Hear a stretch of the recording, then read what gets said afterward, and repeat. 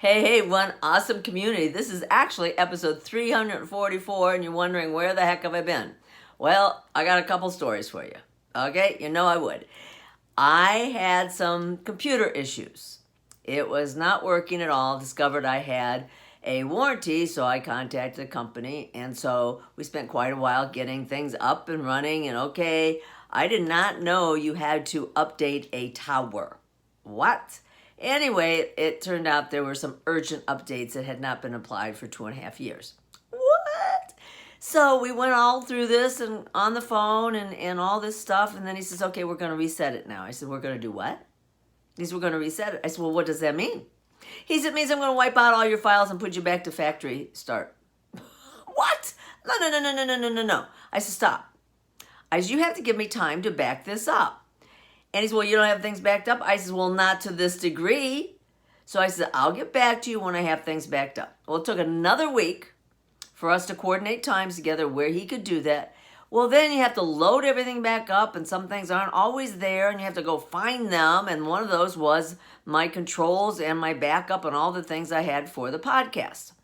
So I just discovered where they were. But prior to that, it's starting 3 weeks today, I ended up with a bronchial virus that has been going around. It's hit our whole family. It is worse than COVID was for me, and I've had my vaccine. So who knows? But anyway, I really haven't had a voice. I've had the ideas. I've had the conversations of what I want to say to you and what I want to share. But you can hear it's still not really my voice, so to speak. Anyway, today I noticed that my last one, which was all about this series I've been doing, You've Got the Power, it was sort of crickets. I did not get many views. And so my audio did better, but I do like to do the video. So I don't know if it's the algorithms of Facebook or if it's the title I put in there or the time of day. Who knows? I certainly don't know. Anyway, so this was going to be... You've got the power with introspection, but then that's such a mouthful. Basically what it's about is, it's the paths we take and how they come to us and where that leads us in life, because we all have, road less traveled, you got a fork in the road, which way do you go? So I was having a conversation with my dear friend yesterday, and she's going to a belly dancing class. And I just looked at her and said, oh, I said, I almost had a belly dancing career. She says, what? You never told me about that. I says, well, actually, that's one I forgot about. I remember it very well. I was living in upstate New York, and I was in between jobs. I was looking for something, and I had put in some applications, but really hadn't gotten anywhere. I was a single mom with 2 girls, and I really needed a good income, so I was always looking for there's something else I can do besides what I was doing, and what I was doing was not making me a lot of money, and I was struggling. And so I had a friend who ran it was a balloon shop, but she also did different things, like she did singing telegrams. She also did belly dancing telegram type thing. And so I had taken belly dancing lessons years before that.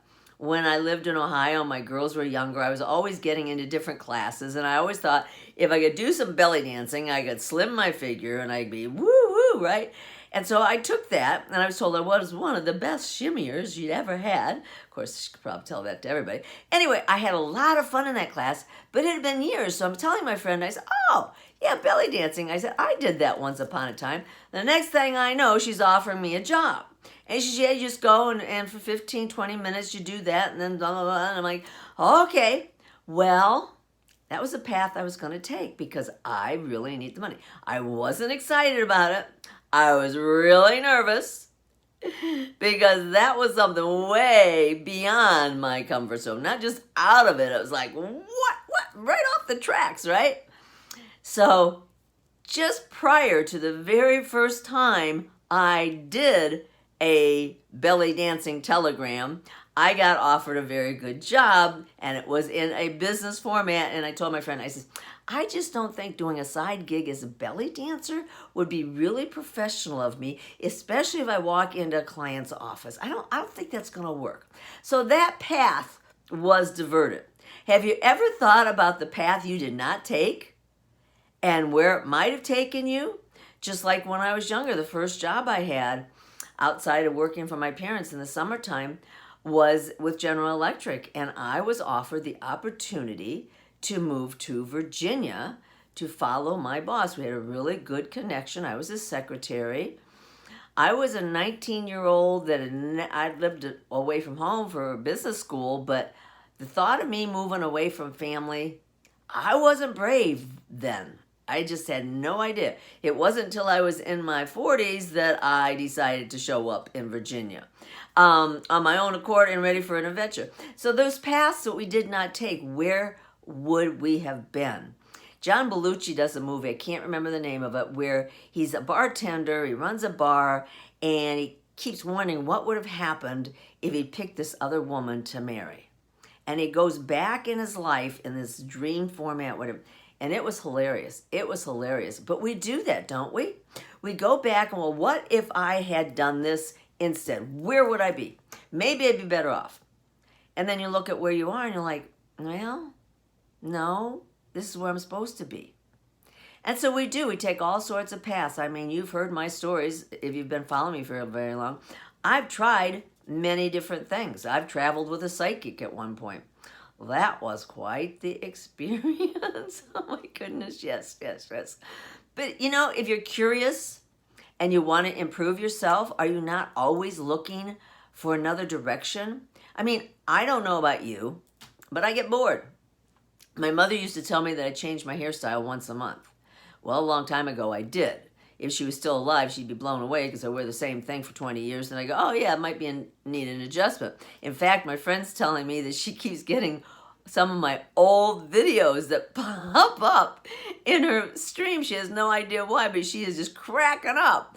And I said, well, should I delete those? She says, no, I'm just telling you, for some reason, those old ones are popping up. And you see the consistency of my hairstyle. That's about the only thing I've been consistent with is the hairstyle.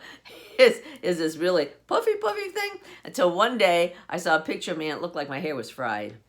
That was the turning point. Unfry that hair. So, but different paths that we take. And I know I'm rambling, but the reason I'm rambling is because when you do finally fall on that path, or not fall on that path, but step on that path that takes you on a journey that's fulfilling and you enjoy it, do you still get bored? Do you still look for other things? I do. I think I'd be not so truthful if I said, oh no, it's exciting every day. It's not always exciting. Because I'm one of these people that, I'm like, okay, well, that was fun. Now what's next? But I have been doing the same business for 15 years. And the reason I do this smile is it's not about me. About the reason I do this smile? No. Well, I'm getting to that, but I don't know why I said that. Anyway, the fog is still here. The reason that I still find joy in what I do is because it's about the other people. The people that I bring into doing what I do, because it's a dominoes effect. It's a boomerang effect. We help people smile every day. We put joy in people's mailboxes. And so, if I get bored, I shut down for a day or two and walk away, and then all of a sudden I get this text message that says, hey, man, that was awesome. Thank you so much for that gift. You put such a big smile on my face. Or I get a phone call that says, Gail, that was unbelievable. I never expected that. So then I refresh, and I'm back in the gig. And so I ask you, is there something you can do with your job? Maybe you're doing the same thing over and over and over again, and you're bored silly. And when you're bored silly, even though you got a good position and you're doing what you like, sometimes you scratch your head and you gee, is there maybe something else I could be doing? And so maybe you start looking around. But I'm telling you right now, be very, very, very careful what you do. Because I've done that. I've been unhappy in a position and I decided to try something else. Did not take my time to find the right solution because I was so angry where I was. Because it was a very, very bad situation. And so I jumped the minute I had something else. And you're not going to believe this. I jumped from being a person that sells advertising where I'm out and about and get to talk to people and have great conversations and do a great service. I went into a furniture store. Be still my heart. It was like being locked in prison for me. I am stuck in a retail world and cannot go outside. I remember it was Oktoberfest, and I called my kids. It was a Saturday. I called my kids. I said, please come get me. I can't be there. I can't believe. It was a gorgeous day. A gorgeous, perfect Oktoberfest day, and I was inside waiting on people to buy furniture. So I kept looking to find the right thing. And fortunately for me, I did find something that was a lot more fun and got me back out in the world that I like to be in. So I learned very quickly, again, I guess, that I can't be in an office setting. I have to have my freedom. I have to have my flexibility. That's why I do home-based business, because my time is my time. I don't schedule appointments until 11 o'clock in the morning. Why? 1, I get up and exercise. 2, I get on one of our CEO update calls every single morning to meet with my colleagues. And then I start my day. It's my time. That makes me happy, but I also know that I do a better job serving people when it's my time frame and I can actually address what they need when I'm not grumpy because they asked me to be meeting with them way early. So if you're doing a home-based business and you're just starting out, I will encourage you that at first, it's very hard to say no. You want to take every appointment, every meeting, every phone call, every single Zoom, every networking opportunity. You want to go full bore. I know. I've been there. And I did. And it was wonderful. That first year, I was lickety-split. Here we go, here we go, here we go, here we go. And then I went, oh, I'm tired. Well, when you do that to yourself, guess what? That tiredness sometimes permeates. And you never get back that oomph. So I just encourage you maybe to take it slow and steady. Continue every day to be consistent with your steps. And get there slowly and enjoy the ride and enjoy the contacts you make and the people that you talk to. If you network too much, you can't act upon what you've got. I've been turning down networking stuff for a while because I can't act on the connections I made. I don't want to let those people down. So I cannot go out and network again. Now I can go out and network again and get to know people, but I can keep my mouth shut what I'm doing. Well, yeah, like, all right, you know me better than that. I can't keep my mouth shut. I got something extremely special to share with people. I cannot keep my mouth shut. And here's one of the things I want to share with you today. People ask me what I do, and I have all sorts of different things that I say. Here's what we're really about. Not only we are putting a smile on your face, we're putting joy in your mailbox, but I attended one of our trainings the other day because we're certified trainers, and so we go in to see what they're saying so we can do a better job and to support each other. So on this particular, what we call an overview of what our program is, this trainer had never had my information, so she got my information through a link that we have, and the next thing I know, I get something in the mail from her. Now, let me tell you, these simple words on here, this is what my business is about.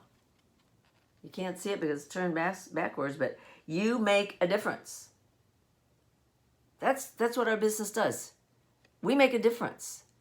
So if you have customers, oh, and this really makes a difference when you include chocolate. Our brownies are infamous. Anyway, I'm running fast here. Anyway, that's what I do. I help people make a difference to other people. So like I said, it's a dominoes effect. I send something to someone that then turns around and says, hey, Gail, how did you do that? I show them, then they send a card to somebody, they send a gift to somebody, and boom, boom, boom, boom. We collectively, sending cards and gifts, are putting joy out there, kindness out there. We celebrate birthdays like nobody's business. So I will put a birthday link down there, and I will ask you to please, please, please send me your information, because you know what? I love to celebrate people's birthdays. You will get a card, watch your mailbox, you'll be getting a gift I love to celebrate birthdays. So with that said, I hope you got something out of this rambling, because the brain's fuzzy, the voice is fuzzy, but I'm really here with joy in my heart because I've missed bringing my silly stories to you. And I hope my friend watches my belly dancing exhibit. No, I'm not going to do one, not really. Anyway, you have an absolutely exquisite 4th of July weekend, an awesome day, and I will catch you on the flip-flop. Bye-bye.